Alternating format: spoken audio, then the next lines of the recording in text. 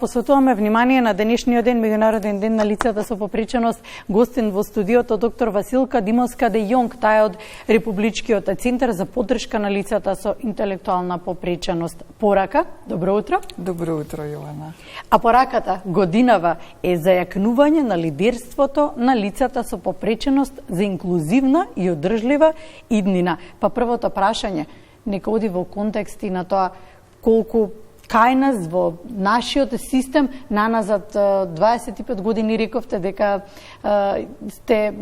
работите оваа работа повеќе од 25 години и дека навистина може да ја направите таа анализа, дека навистина можете и од вас можеме да го слушнеме вистинскиот одговор колку е направен исчекор и колку кај нас и на што треба да се работи. Добро утро на вас и ви благодарам на поканата и иницијативата да посветите внимание на овој ден. Не само на овој ден. Лицата со попреченост се рамноправни граѓани во секое општество, барем така треба да ги поставиме, да ги прифатиме и не само на 3 декември треба да бидат прифатени секојдневно. Пораката на Обединетите нации започнува уште 94 година, значи оваа година е 30 години откако Обединетите нации со резолуција донесуваат одлука да се посвети еден ден кој ќе биде означен како меѓународен ден на лицата со попреченост насекаде во светот. На овој ден би требало да се сумираат резултатите од претходниот труд што сме го вложиле и како држава, и како граѓански сектор, и како професионалци во однос на унапредување на правата на лицата со попреченост. Хронолошки, ако гледаме, овие лица секогаш биле една ранлива категорија на граѓани и во почетокот црквата се е била таја што се грижала за овие граѓани и ги поддржувала семејствата. Понатаму се појавува медицинскиот модел кога сите биле ставени во еден кош во болници и се рачунале за болни, за пациенти. Понатаму со развивање со прогресот на мислата и прифаќањето на целата проблематика се јавува социјалниот модел на прифаќање на овие луѓе. Да, сега во 21. век го имаме пристапот на човекови права кон прифаќањето на лицата со попреченост. Кога ме прашавте каде сме ние, па мислам дека ние сме се уште меѓу медицинскиот и социјалниот модел. За жал ни треба уште време да ги прифатиме, да ја подигнеме свеста на јавноста, но пред се на оние кои што се креирачи на политиките и донесувачи на политиките, за да нивната свесност дека овие граѓани се всушност тука меѓу нас, а за да ги видиме, за да не бидат повеќе невидливи граѓани во нашето општество, потребна е заложба, наша заложба и која ќе значи обезбедување на финансиски ресурси, човекови ресурси и технолошки ресурси. Како реагира просечниот македонски граѓанин на лицата со попреченост и како реагира државата на нив? Што прави за да им го олесни живот? Како што реков, заглавени сме некаде помеѓу претходните модели, се уште не можеме да кажеме дека пристапуваме кон рамноправно како кон другите лица. Но можам да кажам дека во изминатиот период од моето работење, како што кажа Јована, повеќе од 25 години сум активна во оваа област, има голем напредок. Голем напредок во однос на прифаќањето на различностите, симпатија, однос кој што сака да се помогне на лице со попреченост. Јас ги застапувам правата на лицата со интелектуална попреченост и е малце поспецифично, затоа што од повеќе аспекти овие лица се зависни од асистент, пред се од семејството. Овие лица потекнуваат токму ради нивната неможност да бидат вклучени во секојдневниот живот. Семејството има еден поголем товар, како економски, така и социјален. Затоа ние сме овдека како организација која што ги помага советодавна, имаме и советодавна улога, но и даваме и во самото име на нашата организација даваме поддршка на семејствата, на лицата со интелектуална попреченост, за да можат да ги остварат веќе постоечките права кои што се во нашиот систем.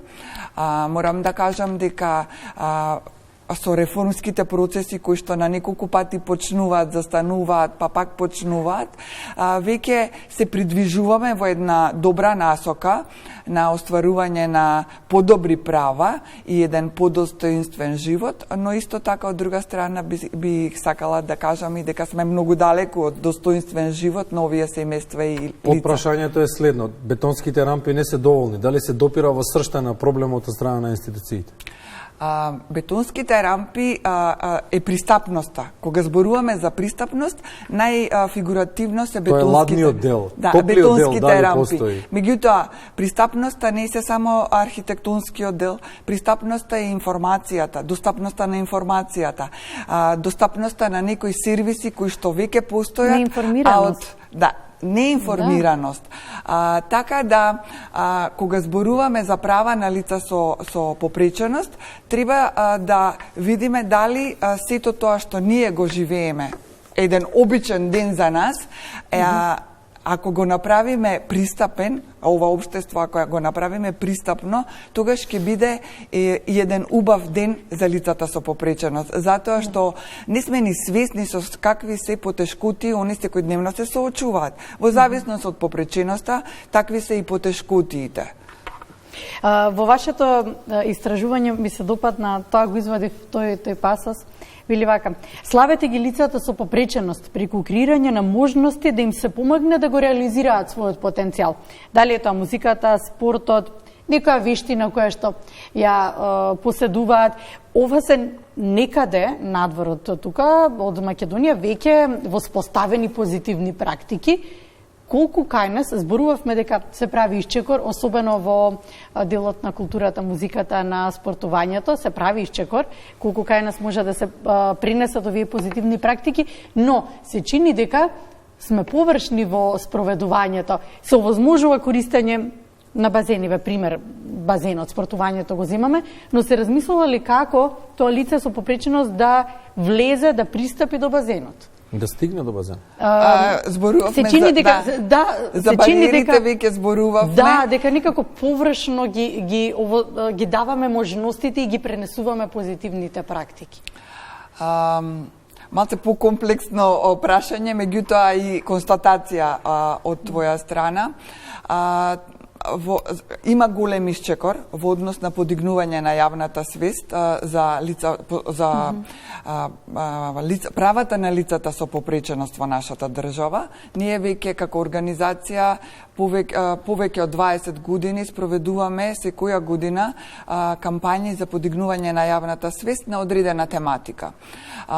Имавме една многу убава, многу јака кампања. Не ја тестирајте вашата интелигенција, тестирајте ја вашата човечност.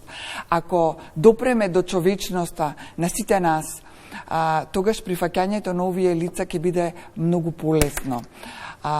Бариерите, не само архитектонски, и предрасудите се бариери, кои што ни оневозможуваат да кажеме дека на лицата со попреченост се прифатени комплетно во нашето општество.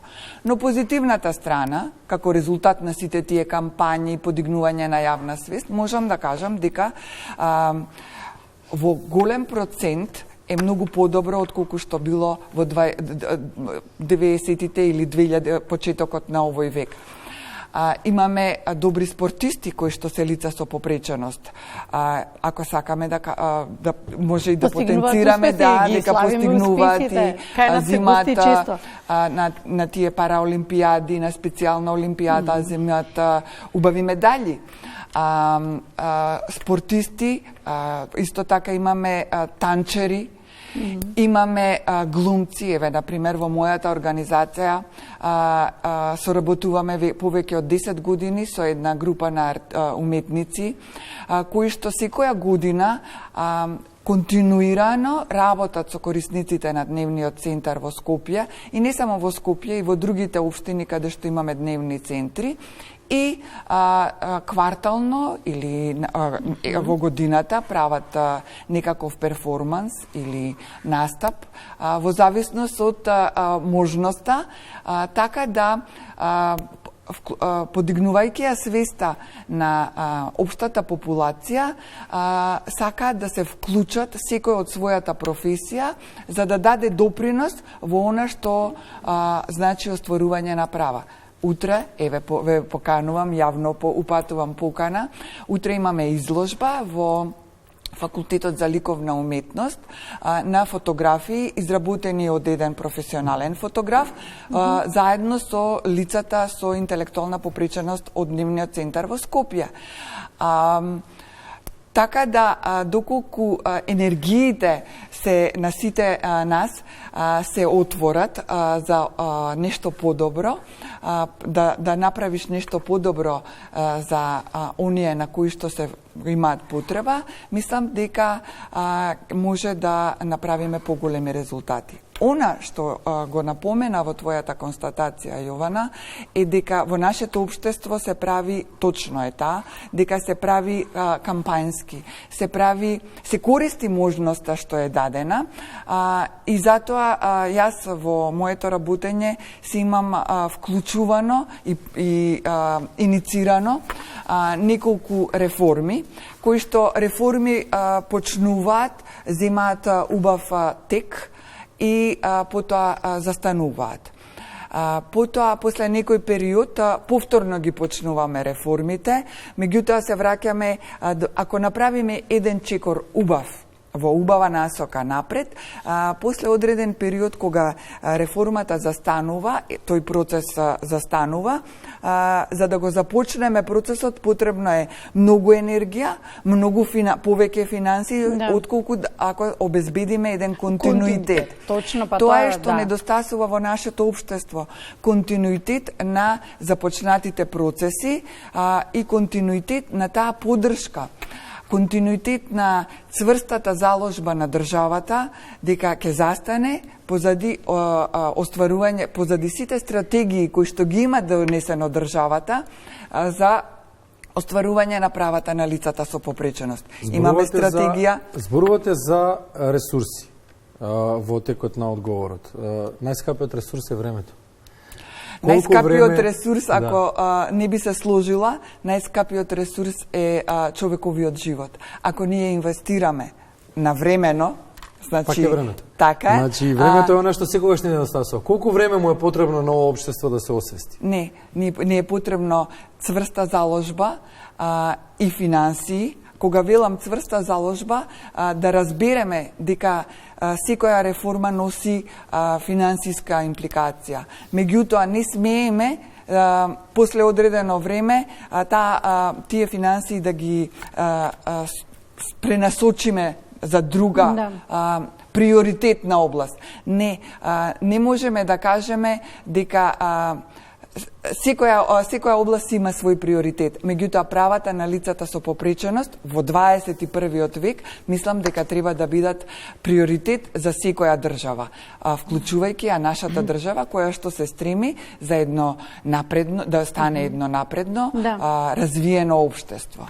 Да, тука и ќе го завршиме разговорот, благодариме. Тоа значи дека нашите постапки сега ќе донесат трајни промени во општеството во иднина. Јас искрено се надевам дека нашето општество ќе продолжи во една позитивна насока, во развивање на вистина на едно инклузивно општество за лицата со попреченост. Кога зборувам за инклузивно општество, тоа значи менување на општеството според потребите на граѓаните. Тоа е инклузивно општество. Значи, инклузивно општество е вклучување не само на лицата со попреченост, на сите ранливи категории на граѓани. И тогаш ќе кажеме дека живееме еден достоинствен живот, комплетно како граѓани на оваа држава. Благодариме доктор Василка Димовска де Јонг од Републичкиот центар за поддршка на лицата со интелектуална попреченост Порак. Ви благодарам и на вас. За гостувањето. Мора да бидете свесни дека вие како медиум сте главна алка во целиот процес на подигнување на јавната свест и уште еднаш ви благодарам за поканата денеска.